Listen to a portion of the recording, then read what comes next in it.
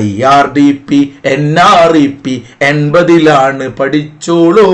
IRDP NREP 80ലാണ് പഠിച്ചോളൂ.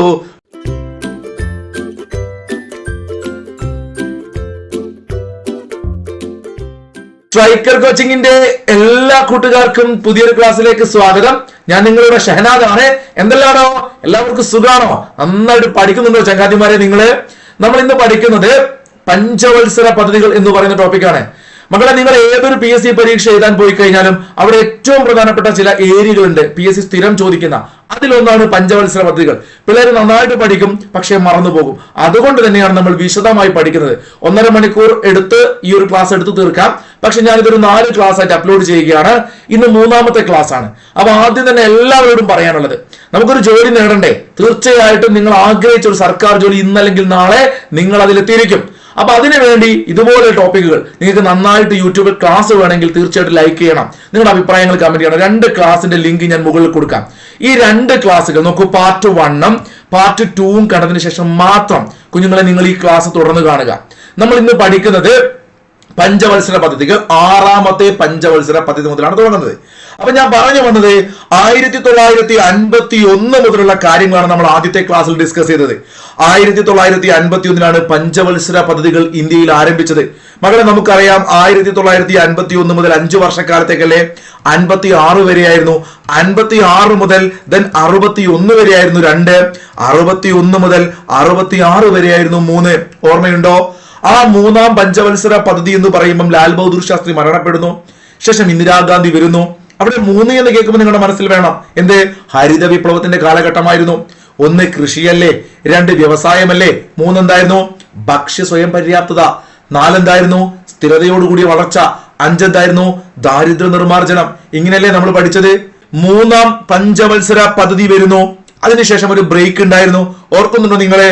ഹരിത വിപ്ലവത്തിന്റെ ആ ഒരു പീരീഡിലാണ് ഇന്ദിരാഗാന്ധി വരുന്നു. പ്ലാൻ ഹോളിഡേ ഓർക്കുന്നുണ്ടോ? 66 മുതൽ 69 വരെ പ്ലാൻ ഹോളിഡേ. പിന്നീട് 4ാം പഞ്ചവത്സര പദ്ധതി തുടങ്ങുന്നു 69 മുതൽ 74 വരെ, 74 മുതൽ 78 വരെ. എന്തുകൊണ്ടാണ്? ആകെ നമുക്ക് പഠിക്കാനുള്ള പഞ്ചവത്സര പദ്ധതികളിൽ പൂർത്തീകരിക്കാത്ത ഏക പഞ്ചവത്സര പദ്ധതി അത് 5 ആണ്. 5 എന്ന് കേൾക്കുമ്പോൾ ദാരിദ്ര്യ നിർമ്മാർജ്ജനം, ഗരീബി ഹട്ടാവ് എന്ന മുദ്രാവാക്യം, അടിയന്തരാവസ്ഥ കാലഘട്ടത്തിൽ ഉണ്ടായിരുന്ന പഞ്ചവത്സര പദ്ധതി, അതാണ് 5. അത് 78ൽ അവസാനിക്കുന്നു. ഇന്ദിരാഗാന്ധി മാറുന്നു. ആര് വരുന്നു? മൊറാർജി വന്നിട്ട് എന്തെടുക്കുന്നു പറഞ്ഞത്? റോൾ എടുക്കുന്ന കഥ പറഞ്ഞില്ലേ? റോൾ എടുക്കുന്ന കഥ പറഞ്ഞു. അപ്പൊ വീണ്ടും ഒരു ബ്രേക്ക് വരികയാണ്. ഇവിടെ ഒരു പ്ലാൻ ഹോളിഡേയുടെ ബ്രേക്ക്. അടുത്ത ബ്രേക്ക് 78 മുതൽ 80 വരെ. ഓർക്കാൻ പറ്റുന്നുണ്ടോ? ഇതുപോലെ രസകരമായി ചിന്തിക്കണം. അപ്പൊ കൃത്യമായിട്ട് അതിന്റെ ഒരു പീരീഡ് 51 മുതൽ 80 വരെ ആലോചിക്കുക. അവിടെ 77ൽ മൊറാർജി ദേശായി ഭരിക്കുന്നു അല്ലെ, ജനതാ ഗവൺമെന്റ് വരുന്നു, റോളിംഗ് പ്ലാൻ വരുന്നു, ഗുണ്ണാർ മിർദാൽ പേരൊക്കെ ഓർമ്മയില്ലേ? ശേഷം ഇന്ദിര ശക്തമായി വരികയാണ്. ഇവിടെ ഒരു ട്രിക്ക് നിങ്ങൾ ആലോചിക്കുക. നമ്മളോട് തുടക്ക ക്ലാസ്സിൽ ഞാൻ പറഞ്ഞൊരു ട്രിക്ക് ആയിരുന്നു ലാൽ ബഹദൂർ ശാസ്ത്രിയുടെ മരണം, അതോടുകൂടി ഇന്ദിരയുടെ വരവ്, ഒരു ട്രിപ്പ് പോകുന്നു. ഹോളിഡേ ട്രിപ്പിന്റെ കഥ പറഞ്ഞില്ലേ? 66 മുതൽ 69 വരെ. 69ൽ മേഡം തിരിച്ചു വന്ന വർഷമായിരുന്നു ബാങ്ക് ദേശസൽക്കരണം. 14 ബാങ്കുകൾ ഇന്ദിരാഗാന്ധി ദേശസാൽക്കരിച്ചത് 1969 ഓർമ്മയുണ്ടോ? 1969 അവിടെയാണ് 4ാം പഞ്ചവത്സര പദ്ധതി തുടങ്ങിയത്. പൈസ ഇല്ല എന്നുള്ള പാട്ടൊക്കെ ഞാൻ പാടിയില്ലേ? 69 മുതൽ 74 വരെ 4. അതുപോലെ വീണ്ടും ഇന്ദിരാഗാന്ധി തിരിച്ചു വരികയാണ്. ഏത് വർഷം? 1980. വീണ്ടും പൈസ ഇല്ല. എന്ത് ചെയ്തോ? മേഡം ഒന്നും നോക്കിയില്ല, വീണ്ടും കുറച്ച് ബാങ്കുകൾ പിടിച്ച് ദേശസാൽക്കരിച്ചു. 6ാം പഞ്ചവത്സര പദ്ധതി ആയതുകൊണ്ട് 6 ബാങ്കുകൾ ദേശസാൽക്കരിച്ചു. ആദ്യഘട്ട ഇന്ത്യയിലെ ബാങ്ക് ദേശസാൽക്കരണം നടക്കുന്നത് 1969. 14 ബാങ്കുകൾ. അത് 4ാം പഞ്ചവത്സര പദ്ധതിയുടെ തുടക്കമായിരുന്നു. ഇന്ദിരാഗാന്ധിയാണ് വന്നത്. ഇഷ്ടപ്പെട്ട് ആലോചിക്കുക. 6 ഇതാ ഇന്ദിരാഗാന്ധി വീണ്ടും തുടങ്ങുന്നു. അവിടെ 6 ബാങ്കുകൾ ദേശസാൽക്കരിക്കുന്നു. വർഷം കിട്ടിയോ? ഇതാ 6 കിട്ടിയോ? 1980. 6 ബാങ്കുകൾ ദേശസാൽക്കരിക്കുന്നു. 2ാം ഘട്ട ബാങ്ക് ദേശസാൽക്കരണം. എന്താണ് മക്കളെ 6ാമത്തെ പദ്ധതിയുടെ ലക്ഷ്യങ്ങൾ? ദാരിദ്ര്യ നിർമ്മാർജ്ജനം, സാമ്പത്തിക സ്വാശ്രയത്വം, തൊഴിലില്ലായ്മ കുറയ്ക്കൽ. ഇതൊക്കെയായിരുന്നു ലക്ഷ്യം വെച്ചത്. ഇന്ദിരാഗാന്ധിയുടെ വീണ്ടുമുള്ള വരവല്ലേ ഇന്ത്യയുടെ പ്രധാനമന്ത്രിയായിട്ട്. എന്നാൽ ഈ ഒരു 6ാം പഞ്ചവത്സര പദ്ധതി അവസാനിപ്പിക്കാൻ മേഡത്തിന് സാധിച്ചില്ല. കൂട്ടുകാരെ, എന്തുകൊണ്ടാണ്? അവര് മരണപ്പെട്ടു പോയി. 1984 പ്രിയദർശിനി ഇന്ദിരാഗാന്ധി മരണപ്പെടുന്നത്. 1980 തുടങ്ങിയ ഈ ഒരു പഞ്ചവത്സര പദ്ധതി 84 ഇവരുടെ മരണത്തോടുകൂടി ആര് വരുന്നു? മകൻ രാജീവ് ഗാന്ധി വരുന്നു. അത് ശ്രദ്ധിക്കണം. ശ്രദ്ധിച്ചേ, 6ാം പഞ്ചവത്സര പദ്ധതി തുടങ്ങിയത് ഇന്ദിരാഗാന്ധി 80 അവസാനിച്ചപ്പോൾ പ്രധാനമന്ത്രി രാജീവ് ഗാന്ധി ആയിരുന്നു. ഇന്ത്യയിൽ ബാങ്ക് ദേശവൽക്കരണം 2ാം ഘട്ടം തുടങ്ങിയത് അല്ലെങ്കിൽ ഏത് വർഷമായിരുന്നു? 80 ഏപ്രിൽ 15 അത് ഈ പറയുന്ന 6ാം പഞ്ചവത്സര പദ്ധതി തുടങ്ങിയ വർഷമാണല്ലേ. ആദ്യഘട്ടം 4ാം പഞ്ചവത്സര പദ്ധതി തുടങ്ങിയ സമയമല്ലേ. ഓർത്തു വെക്കുക, പ്രധാനപ്പെട്ട ലക്ഷ്യം ദാരിദ്ര്യ നിർമ്മാർജ്ജനം തന്നെയാണ്. 5ലെയും ലക്ഷ്യം അതായിരുന്നു. ഓർക്കുന്നുണ്ടോ നിങ്ങള്? അതുപോലെ സാമ്പത്തിക സാശ്രയത്വവും തൊഴിലില്ലായ്മ കുറയ്ക്കലും, ഇതാണ് ഒരു പ്രധാനപ്പെട്ട കാര്യം. അപ്പൊ ഇന്ദിരയും രാജീവും വരുന്നു. ഇന്ദിരയുടെ കൊച്ചു രാജീവ് പുളിയുടെ കുന്നിന്റെ മുകളിലാണെന്നൊക്കെ ഞാനൊരു കോഡ് പറഞ്ഞിരുന്നു. ഓർക്കുന്നുണ്ടോ നിങ്ങള്? ഇന്ദിരാഗാന്ധി വള്ളംകളി നടന്നത് എവിടെയാണ്? ഇന്ദിരയുടെ കൊച്ചി കായലില്. ഓർക്കുന്നുണ്ടോ? രാജീവ് പുളിയുടെ മുകളിലാണല്ലേ, പുളിങ്കുന്ന്. നമ്മൾ പഠിച്ചതാണ്. രാജീവ് ഗാന്ധി ട്രോഫി വള്ളംകളി എവിടെയാണ്? പുളിങ്കുന്ന്. അപ്പൊ ഇങ്ങനെയുള്ള കോഡുകളൊക്കെ പറയുമ്പം ഇന്ത്യയുടെ ഇവിടെ 6ാം പഞ്ചവത്സര പദ്ധതി നിങ്ങളുടെ മനസ്സിൽ വേണം. 1984 മേഡം മരണപ്പെട്ടത് കൊണ്ട് രാജീവ് ഗാന്ധി വരുന്നു. 80 മുതൽ 85 വരെ 6, 85 മുതൽ 90 വരെ 7. അവിടെ ഒരു ബ്രേക്ക് ആണ്. എങ്ങനെ പഠിക്കും? 3 ശേഷം ഒരു ബ്രേക്ക് അല്ലെ, പ്ലാൻ ഹോളിഡേ. 2 കഴിഞ്ഞു, 4, 5. 5 ശേഷം ഒരു ബ്രേക്ക്. എന്തായിരുന്നു? Rolling plan. 6, 7 കഴിഞ്ഞാൽ വീണ്ടും ഒരു ബ്രേക്ക്. കണ്ടോ?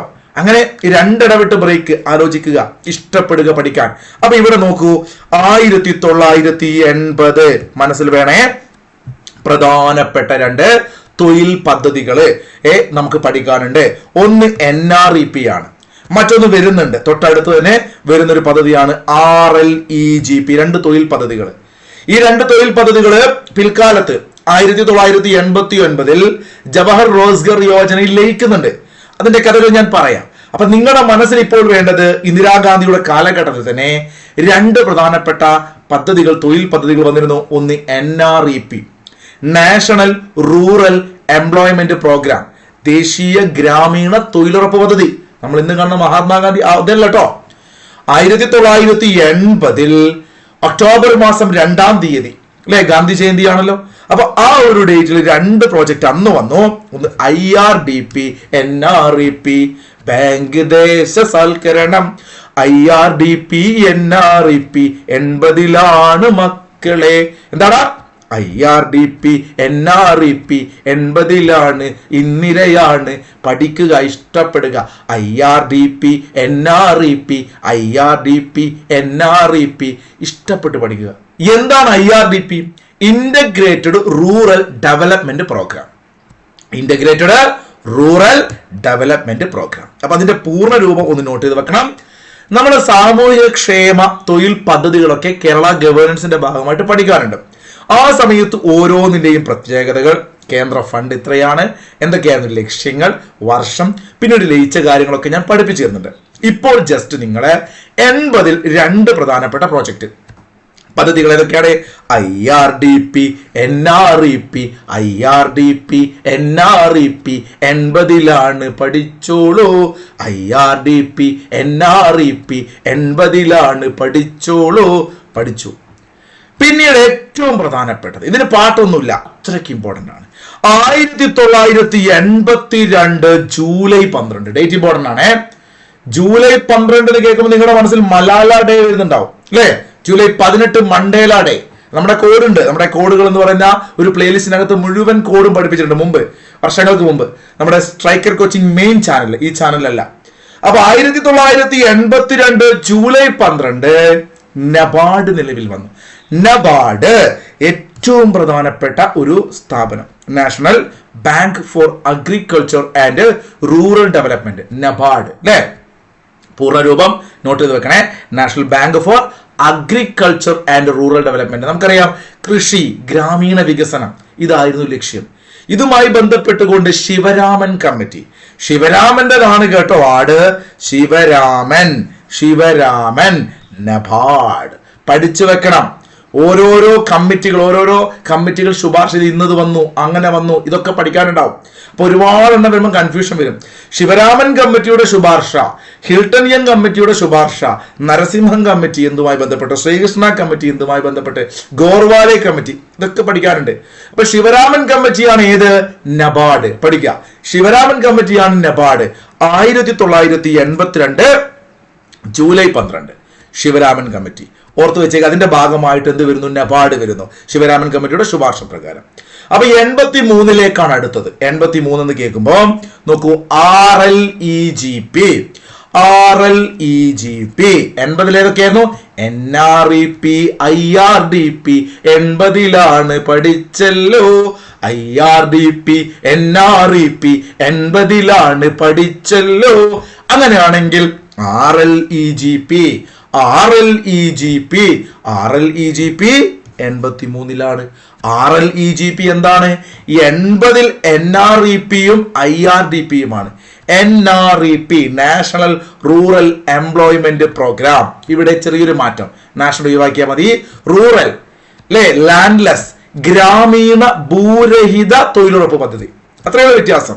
ഗ്രാമീണ ഭൂരഹിത തൊഴിലുറപ്പ് പദ്ധതി, national landless employment guarantee programme. Okay ആണല്ലോ. ഇവിടെ ഇത് വരുന്നു 83. പിറ്റേത്തെ വർഷം മേഡം മരണപ്പെട്ട വർഷം, ഇന്ദിരാഗാന്ധി മരണപ്പെട്ട വർഷമാണ്. Operation Blue star. എന്തായിരുന്നു ഓപ്പറേഷൻ ബ്ലൂ സ്റ്റാർ? നമ്മുടെ പ്രധാനമന്ത്രിമാരുടെ ക്ലാസ്സിൽ ഡിസ്കസ് ചെയ്തിട്ടുണ്ട്.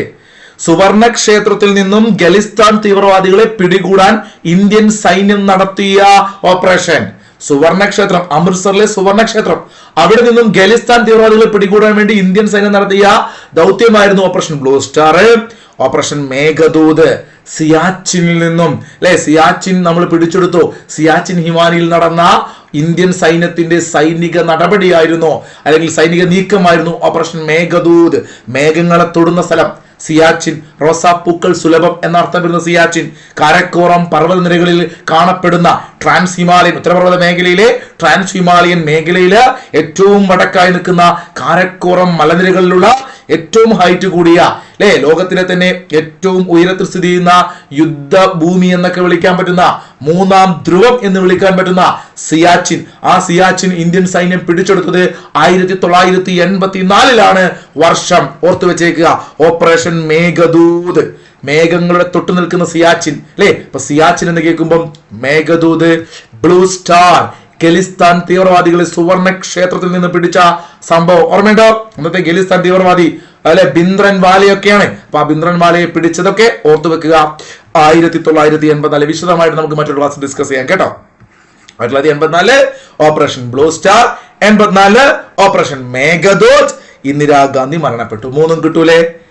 അപ്പൊ നമ്മുടെ സിയാച്ചിൻ പിടിച്ചെടുത്ത 84 മേഘദൂത്, ബ്ലൂ സ്റ്റാർ എന്ന് പറഞ്ഞ് ഖലിസ്ഥാൻ തീവ്രവാദത്തിനെതിരെ നടന്ന ഇന്ത്യൻ സൈന്യത്തിന്റെ നടപടി 84. ഇതിന്റെയൊക്കെ ബാക്കി പത്രം എന്നോണം അല്ലെ, സിഖുകാരുമായി ബന്ധപ്പെട്ട കോൺഗ്രസിന്റെ ഇഷ്യൂസ്. അങ്ങനെ സ്വന്തം അംഗരക്ഷകരിൽ നിന്ന് തന്നെ തനിക്ക് ഭീഷണി ഉണ്ടെന്ന് അറിഞ്ഞിട്ടും അവരെ മാറ്റാതിരുന്ന ഇന്ദിരാഗാന്ധി, ഉരുക്ക് വനിതയല്ലേ പ്രിയദർശിനി ഇന്ദിരാജി, സത്വന്ത് സിംഗ്, ബിയാന്ത് സിംഗ്, സ്വന്തം അംഗരക്ഷകരാൽ വെടിയേറ്റാണ് ഇന്ദിരാഗാന്ധി മരണപ്പെടുന്നത്. ആ ഡേറ്റ് നിങ്ങളൊന്ന് കമന്റ് ചെയ്തേ. ഇന്ദിരാഗാന്ധി മരണപ്പെട്ട ഡേറ്റ് 1984. അറിയുന്നവർ കമന്റ് ചെയ്ത്, ഒരുപാട് പേർക്ക് അറിയാം. അതുകൊണ്ട് കമന്റ് നോക്കിയാൽ മതി, കാണാൻ പറ്റും. ഞാൻ അത്രയും തവണ റിപ്പീറ്റ് ചെയ്യാറുണ്ട്. അപ്പൊ നമുക്കിനി 7ാം പഞ്ചവത്സര പദ്ധതിയിലേക്ക് പോകാം. 680 മുതൽ 85 വരെ. 7 പറയട്ടെ. 7ാം പഞ്ചവത്സര പദ്ധതിയുടെ കാലഘട്ടത്തെ പ്രധാനമന്ത്രി രാജീവ് ഗാന്ധിയാണ്. 7 സ്വാഭാവികമായിട്ടും 85 രാജീവ് ഗാന്ധി ആയിരിക്കുമല്ലോ. അവിടെ ഉപാധ്യക്ഷനായിട്ടുണ്ടായിരുന്നത് പിൽക്കാലത്ത് ഇന്ത്യയുടെ പ്രധാനമന്ത്രിയായിരുന്ന മൻമോഹൻ സിംഗ് ആണ്. ഒരുപാട് മാറ്റങ്ങൾ അവിടെ വരുമെന്ന് ആലോചിക്കാം. നല്ലൊരു അല്ലെ സാമ്പത്തിക വിദഗ്ധനായിരുന്നു മൻമോഹൻ സിംഗ്. പക്ഷെ അവിടെ ശ്രദ്ധിക്കേണ്ടത് 7 എന്ന് കേൾക്കുമ്പോൾ നിങ്ങളുടെ മനസ്സിൽ നോക്കൂ, സപ്തസ്വരങ്ങൾ അല്ലെ, എത്ര ഉണ്ട്?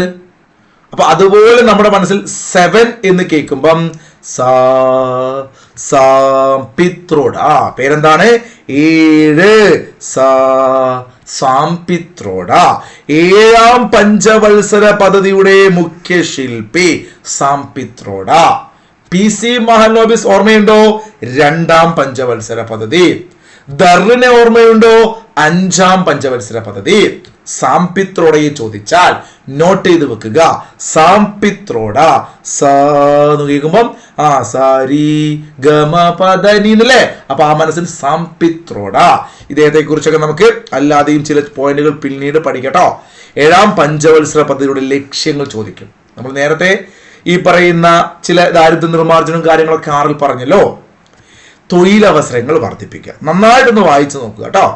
ഏറ്റവും പ്രധാനപ്പെട്ട രണ്ടെണ്ണം ഇതാ ഞാൻ ഹൈലൈറ്റ് ചെയ്ത് വെക്കാം. സ്വാഭാവികമായിട്ടും തൊഴിലവസരങ്ങളും അതുപോലെ തന്നെ ദാരിദ്ര്യവുമായി ബന്ധപ്പെട്ടുകൊണ്ട് ഭക്ഷ്യ ഉൽപ്പന്നങ്ങളുടെ ഉൽപാദനം കൂട്ടുക, ഇതൊക്കെ വരുന്നുണ്ട്. രണ്ടെണ്ണം ഇമ്പോർട്ടന്റ് 7. കാരണം രാജീവ് ഗാന്ധി അദ്ദേഹത്തിന്റെ ജീവിതത്തിൽ ഏറ്റവും പ്രധാനപ്പെട്ട ചില കാര്യങ്ങളൊക്കെ ചെയ്ത പീരീഡാണ്. അപ്പൊ അദ്ദേഹമാണ് ഇന്ത്യയിൽ നിങ്ങൾക്കറിയാം വിവര സാങ്കേതിക വിദ്യക്ക് വലിയ നേട്ടം കൊണ്ടുവന്ന പ്രധാനമന്ത്രി അല്ലെങ്കിൽ ഭരണകർത്താവ്. അപ്പൊ അതുകൊണ്ട് തന്നെ ഇത് നിങ്ങൾ ഹൈലൈറ്റ് ചെയ്തൊക്കെ 7 എന്ന് കേൾക്കുമ്പം എന്താണ്? വിവര സാങ്കേതിക വിദ്യയും വാർത്താവിനിമയ മേഖലയുടെയും പുരോഗതി, അതൊരു ലക്ഷ്യമായിരുന്നു. രാജീവ് ഗാന്ധി പ്രധാനമന്ത്രി, മൻമോഹൻ സിംഗ് ഉപാധ്യക്ഷൻ, ഏഴാം പഞ്ചവത്സര പദ്ധതിയുടെ മുഖ്യശില്പി സാംപിത്രോഡ. ഇവിടെയാണ് ഇന്ദിരാഗാന്ധി മരണപ്പെട്ടത് 84 എന്ന് പറഞ്ഞത്. അപ്പൊ 85 മുതൽ 90 വരെയാണ്. അതിനിടയിൽ നടന്ന കാര്യങ്ങൾ ഏറ്റവും പ്രധാനപ്പെട്ടത് 85-ൽ അല്ലെ, അമ്മ മരണപ്പെട്ടു. അപ്പൊ അമ്മയുടെ പേരിൽ പ്രധാനപ്പെട്ട ഒരു പ്രോജക്റ്റ് ഇന്ദിരാ ആവാസ് യോജന. വീട് വേണം അല്ലെ, ഒരു ഇന്ത്യക്കാരന്റെ ആഗ്രഹമാണ്. അപ്പൊ ഇന്ദിരയുടെ പേരിൽ ആവാസ് യോജന, ഇന്ദിരാ ആവാസ് യോജന, IAY എന്നല്ലോ, IAY 1985. 86 എന്ന് പറയുമ്പോൾ 3 കാര്യങ്ങൾ ഞാൻ കൊടുത്തു. ഒരുപാട് കാര്യങ്ങൾ നിങ്ങൾ പഠിച്ചിട്ടുണ്ടാവും. അപ്പൊ എല്ലാം ഒന്നും നമ്മൾ ക്ലാസ്സിൽ ഡിസ്കസ് ചെയ്യുന്നില്ല കേട്ടോ. ഏഴാം പഞ്ചവത്സര പദ്ധതി കാലഘട്ടത്തിലാണ് ദേശീയ പരിസ്ഥിതി സംരക്ഷണ നിയമം വരുന്നത്. ഏറ്റവും പ്രധാനപ്പെട്ട ഒരു പോയിന്റാണ്. ദേശീയ വിദ്യാഭ്യാസ നയം വരുന്നു. ദേശീയ വിദ്യാഭ്യാസ നയം വരുന്നു. ദേശീയ ഉപഭോക്തൃ സംരക്ഷണ നിയമം വരുന്നു. നോട്ട് ചെയ്ത് വെക്കുക. 86 പരിസ്ഥിതി, ഉപഭോക്താവ്, വിദ്യാഭ്യാസം. വിദ്യാഭ്യാസം ഉണ്ടെങ്കിൽ നമ്മൾ പരിസ്ഥിതി ഒന്നും കേടാക്കാതെ നല്ലൊരു ഉപഭോക്താവായിട്ട് ഈ ഭൂമിയിൽ ജീവിക്കും അല്ലെ. വിദ്യാഭ്യാസം ഇല്ലാത്ത ആളുകൾ അത് നശിപ്പിക്കുന്ന ആലോചിക്കുക.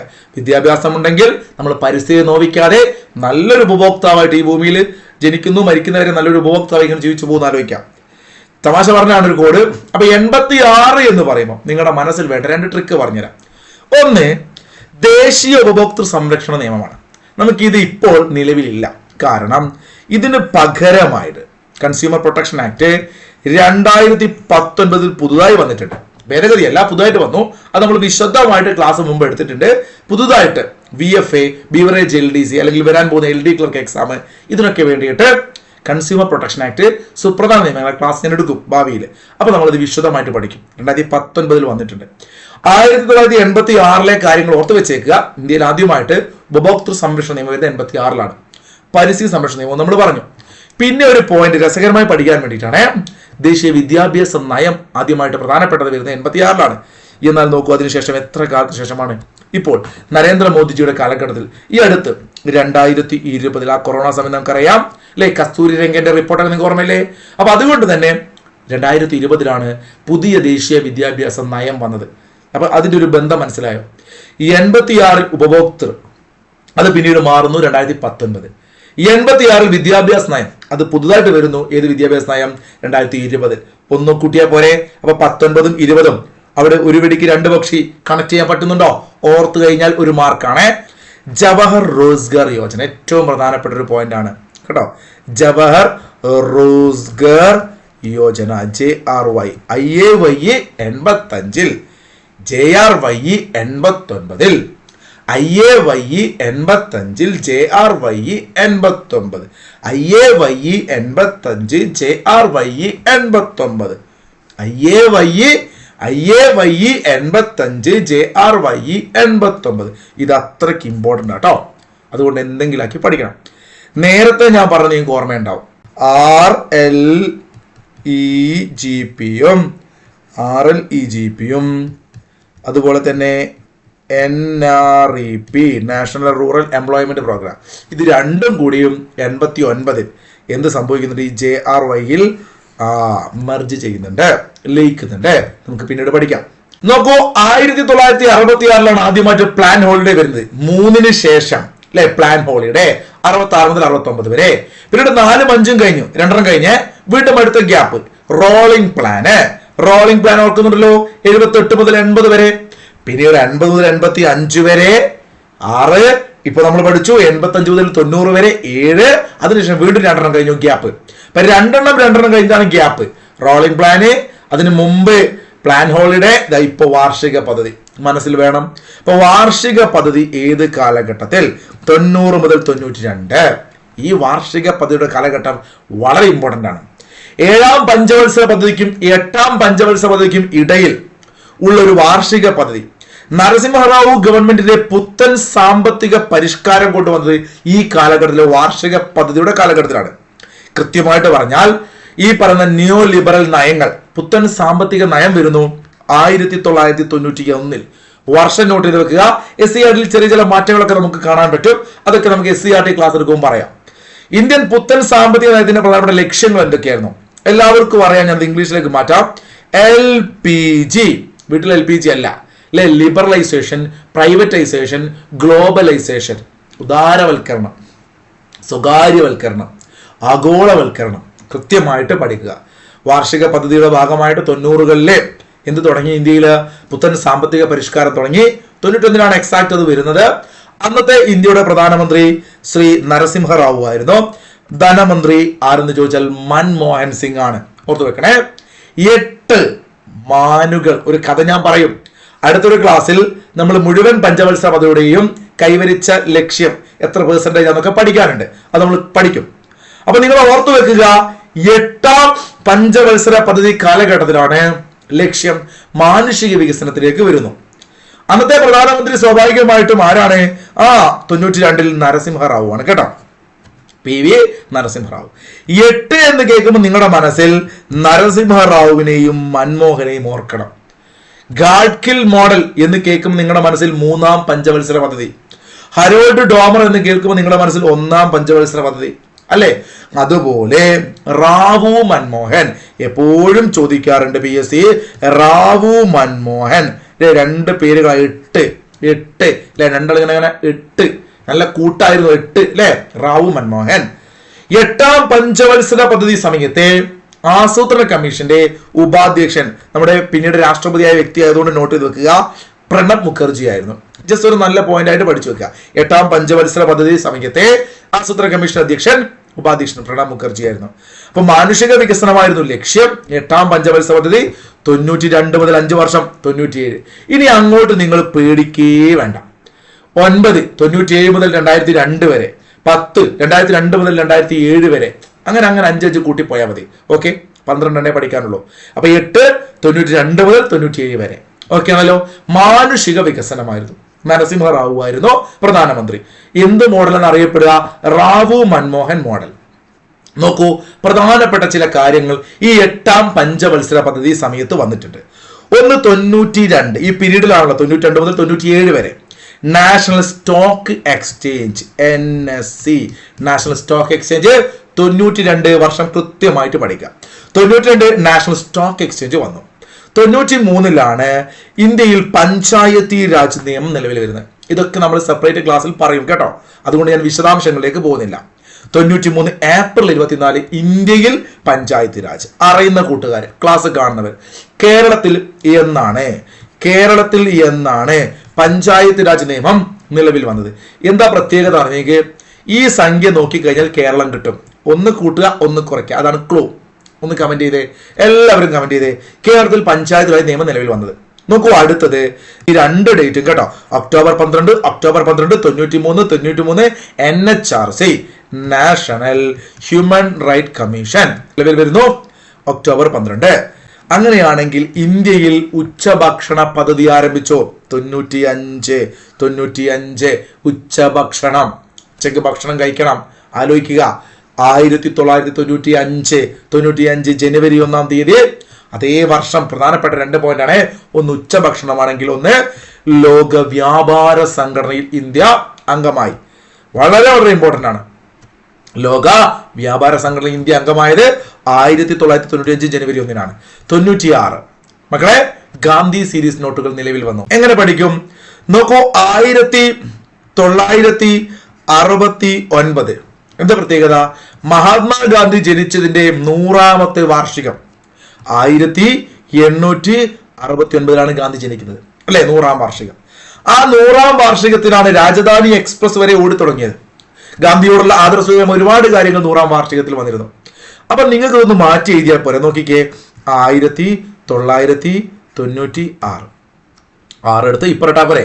96 ഗാന്ധി സീരീസ് നോട്ടുകൾ നിലവിൽ വന്നത്. ക്ലിയർ ആണോ? 96. അങ്ങനെയാണെങ്കിൽ 96 ഓഗസ്റ്റ് 17, ഡേറ്റ് പഠിക്കണേ, ഓഗസ്റ്റ് 17 കേരളത്തിൽ ജനകീയ ആസൂത്രണം നിലവിൽ വന്നു. ഗൂഗിളിൽ നോക്കിയിട്ടാണെങ്കിലും നിങ്ങൾ കണ്ടുപിടിക്കുക. കഴിഞ്ഞ ദിവസം ഞാൻ ക്ലാസ്സിൽ കമന്റ് ചെയ്തിരുന്നു, പറഞ്ഞിരുന്നു.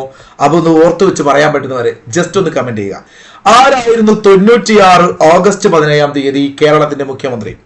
ഇത് പിന്നീട് നടപ്പിലാക്കുന്നത് 9ാം പഞ്ചവത്സര പദ്ധതി കാലഘട്ടത്തിലാണെങ്കിലും കേരളത്തിൽ ജനകീയ ആസൂത്രണം നിലവിൽ വന്നു എന്ന് 96 ഓഗസ്റ്റ് 17 കേരളത്തിൽ ജനകീയ ആസൂത്രണം നിലവിൽ വന്നു. CM നിങ്ങൾ കമന്റ് ചെയ്യണം. നമ്മൾ ഇതൊക്കെ ഭൂപരിഷ്കരണം 57 ശേഷമുള്ള കേരളത്തിന്റെ രാഷ്ട്രീയമൊക്കെ ക്ലാസ് എടുക്കും കേട്ടോ. ഓക്കെ, അപ്പൊ ഇത് നിങ്ങൾ പഠിച്ച് കമന്റ് ചെയ്യുക. ഇത്രയും നേരം പറഞ്ഞ കാര്യങ്ങൾ ജസ്റ്റ് ഒരു റിവിഷന്റെ കൂടെ ഞാൻ 2 ചോദ്യം ചോദിക്കും. നമുക്കൊന്ന് പറഞ്ഞു നോക്കാം. 80 ഏപ്രിൽ 15 എന്തായിരുന്നു? ബാങ്കുകൾ ദേശസാൽക്കരിച്ചോ? കിട്ടുമല്ലോ, കിട്ടും. 6 ബാങ്കുകൾ IRDP NREP 80ലാണ് പഠിച്ചല്ലോ അല്ലെ? യെസ്. അങ്ങനെയാണെങ്കിൽ നബാർഡ് 82. ഏതായിരുന്നു നബാർഡ് വന്ന കമ്മീഷൻ? ഏത് ശുപാർശ പ്രകാരം? ശിവരാമൻ. കിട്ടും. RLEGP റൂറൽ ലാൻഡ്ലെസ്, ഭൂരഹിതാണ് അല്ലെ, ഗ്രാമീണ ഭൂരഹിത തൊഴിലുറപ്പ് പദ്ധതി. ഇത് രണ്ടും എവിടെ ലയിക്കുന്നുണ്ട്? ഈ പറയുന്ന നമ്മുടെ JRYയിൽ ലയിക്കുന്നുണ്ട്. 80ഉം 83ഉം JRY എവിടെയായിരുന്നു?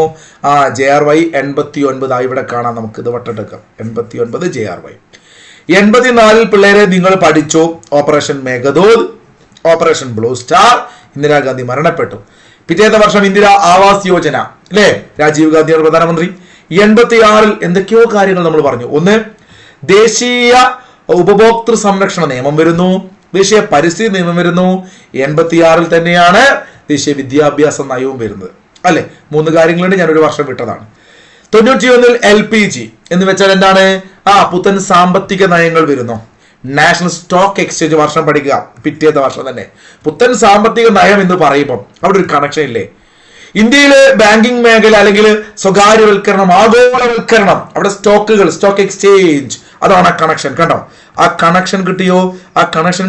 കിട്ടിയവർ കത്തിക്കേ, തീട്ടെ ഉഷാറായിക്കേ. ഇതൊക്കെ പഠിച്ചൊന്ന് സെറ്റ് ആവണം. ഇഷ്ടപ്പെട്ടാൽ ലൈക്ക് ചെയ്യുക, കമന്റ് ചെയ്യുക. 93 ഏപ്രിൽ 24 ഇന്ത്യയിൽ പഞ്ചായത്ത് രാജ്. 93 October 12 NHRC. 95 ജനുവരി 1 ഞാൻ പറയാം, നമ്മൾ ലോക വ്യാപാര സംഘടനയിൽ അംഗമായി. അങ്ങനെയാണെങ്കിൽ 95 ഒരു കാര്യം നിങ്ങൾ പഠിച്ചു. ഓപ്ഷൻ 1 എന്ന് കമന്റ് ചെയ്യുക. എന്നിട്ട് ഇതിന്റെ ഉത്തരം അറിയെങ്കിൽ കമന്റ് ചെയ്യുക. 96 ഗാന്ധി സീരീസ് നോട്ടുകൾ ഞാൻ പറഞ്ഞു. ഇതിന്റെ ഉത്തരം അറിയുമെങ്കിൽ കമന്റ് ചെയ്യുക. 2. അപ്പൊ നമുക്ക് ഇത് പെട്ടെന്ന് ഇങ്ങനെ ഓർമ്മയുടെ സ്ക്രീനിൽ കാണുമ്പോൾ ജസ്റ്റ് ഒന്ന് കമന്റ് ചെയ്യാം. അങ്ങനെയാണ് നമ്മൾ ലൈവിലിരിക്കുന്ന ഒരു ഫീൽഡ് റെക്കോർഡ് ക്ലാസ് പഠിച്ചു പോവുക. അപ്പൊ 95ലും 96ലെയും ഓഗസ്റ്റ് 17 കാര്യങ്ങൾ നിങ്ങൾ കമന്റ് ചെയ്യുക.